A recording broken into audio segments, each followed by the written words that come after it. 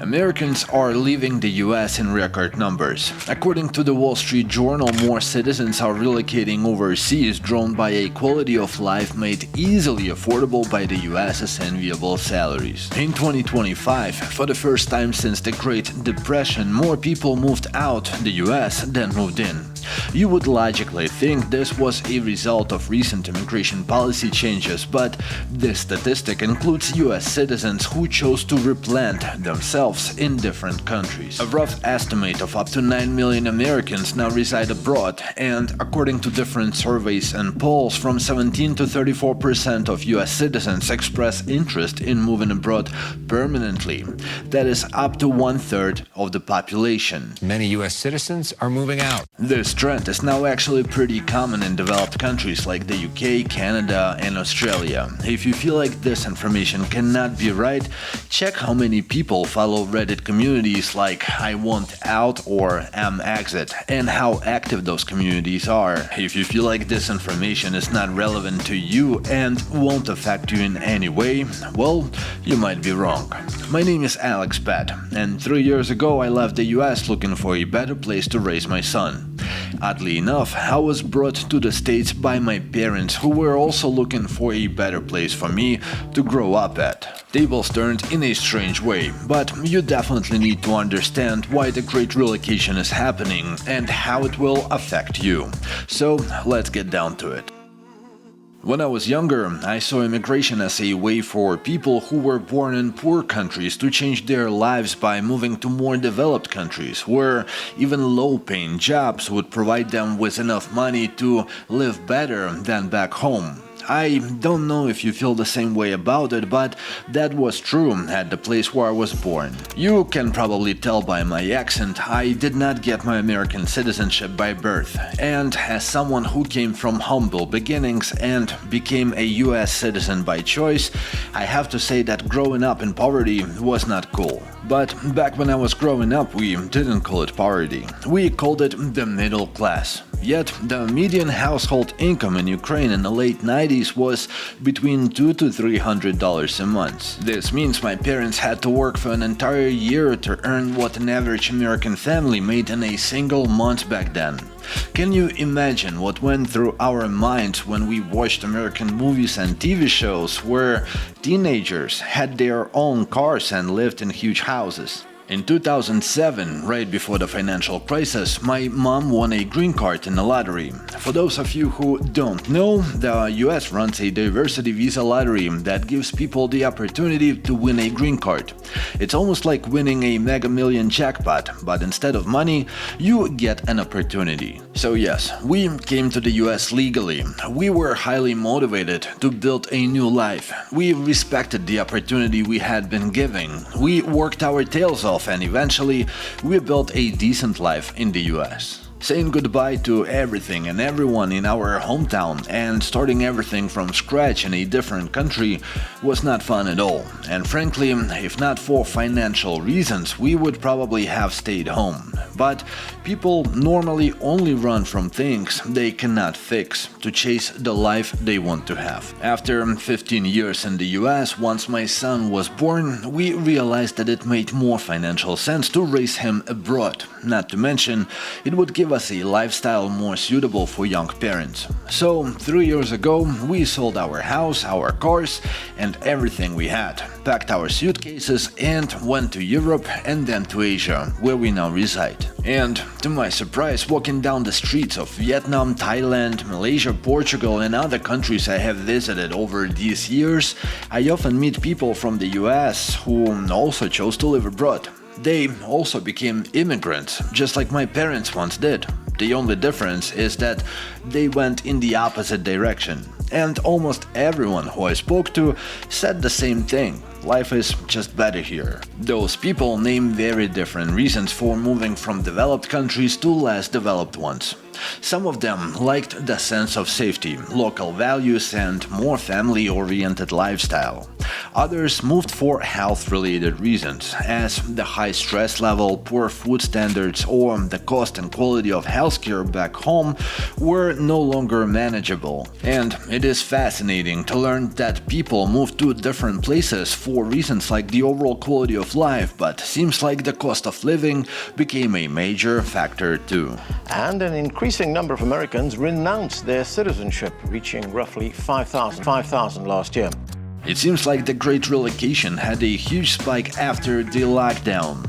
Many jobs began offering remote positions, and a growing cost of living created a perfect storm that pushed people out of the places they called home. Literally, before this day has even started, I have now spent $140. How the... This is now called location arbitrage. You make money where the pay is higher, but live in places where the cost is lower. Many people from the US, especially from expensive states like California, suddenly realized they could secure a remote job, move abroad and live on a fraction of what they were spending at home. Many retirees in the US started seeing their future in Costa Rica, where approximately 120,000 Americans now live permanently. And let's be clear, moving abroad is always a trade-off. Despite of what you may hear from people on YouTube, it's not a magic pill. It doesn't fix your problems, and it can even create new ones, and yet many people are choosing to make the move anyway. People who left the UK, Canada or Australia often cite very similar reasons. Many find job markets in their home countries too competitive, feel that salaries grow at a much slower rate than prices,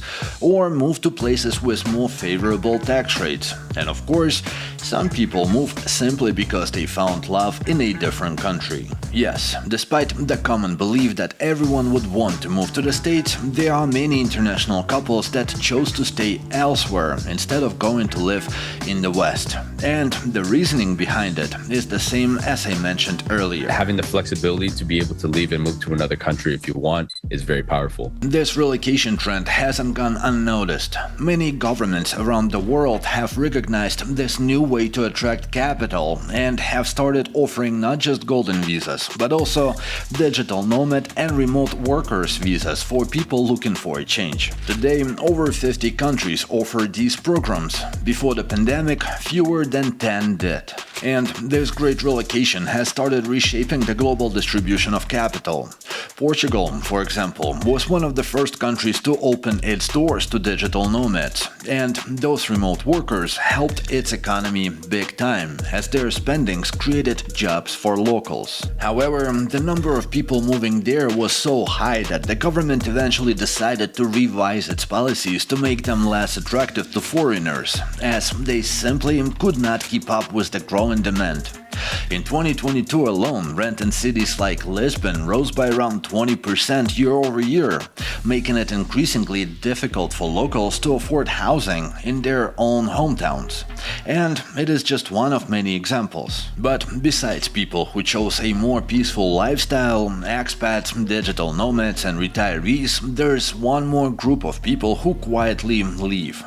Those people who at one point moved to countries like the US, Canada, Australia or the UK seeking for a better work opportunities now quietly go back to their home countries as their home economies have become more prosperous. For example, Poland, one of the poorest countries in Europe just 30 years ago, has transformed into a strong European economy and is often described as a European tiger. The Polish government has implemented incentives for people to return home, including special tax relief for returning immigrants. As a result, many Poles who left in the 2000s looking for a better opportunities are now coming back as property buyers or remote work professionals. While this is not a complete reversal of earlier migration, it is a noticeable trend that brings back people to where they are needed and wanted. Honestly, before the war, I also considered moving back to Ukraine for a very similar reason. I saw so many green flags there, like low business taxes, low cost of living, great food and awesome people. But the bottom line here is not that people are just moving abroad, it is that other countries are working towards it's attracting them as they need more professionals, business owners, consumers, and taxpayers. It feels like there are now more ways to settle in a different country than ever before. So in this video, we're going to tell you our 7-step process for leaving the United States and moving abroad.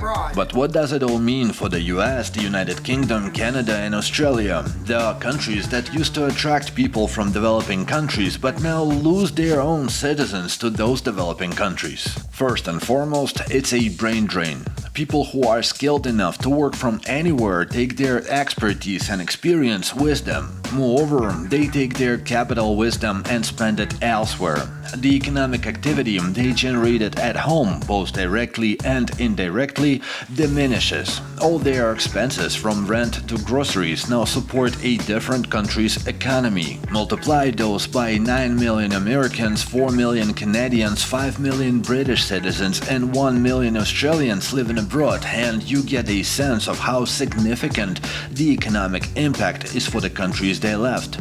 And that doesn't even account for the taxes no longer being paid at home. Researchers cited by MBO partners and related economic studies estimate that the global digital nomad community generates roughly $787 billion in annual economic value, driven largely by spending on housing, travel, co-working spaces, and local services in the destinations where they settle. Digital nomads are becoming a meaningful economic force for the cities that welcome them. This amount is larger than GDP of countries like Belgium, Ireland, or Sweden, and this is only what digital nomad community worldwide generates, so it does not account for people who don't consider themselves as digital nomads, so the impact is probably way bigger. This means more work for locals in the countries where these people settle, better education opportunities for their children, more tax revenue for hosting countries, and improved infrastructure that supports broader economic development. Take Da Nang, Vietnam, where I currently live. The city is growing at an incredible pace. Everywhere you go, there's construction of new apartment buildings to accommodate more people, and practically every week a new restaurant or a coffee shop opens where foreigners can sit all day with their laptops on fast and free Wi-Fi. The city has undergone a massive transformation as more and more people decided to spend time here working remotely. You might ask, what does this mean for you? Well, it means the economy you live in could weaken, the infrastructure you use every day could deteriorate, and so on. The opposite of all the positive changes that hosting countries experience will happen to your country. And the more this trend continues, the more likely is that you or someone you love will consider moving abroad as well. Because people don't move for no reason. They run from things they cannot fix to chase the life they want to have. What would be a solution to this problem then? Well, I'm not the one to be giving out advices on this matter, but I recently saw an Instagram post that stated the following. Don't chase butterflies, as they will fly away. Instead, grow a garden so beautiful, the butterflies will want to come to you. And even if they don't, you will still have a beautiful garden. Please share your thoughts in the comments below. If you have moved abroad, tell us where you went and how your life has changed since. And if you feel like you want to support my channel, you can do it through a link in a pinned comment. Thank you for watching. I'll see you in the next one, and remember, the best is yet to come.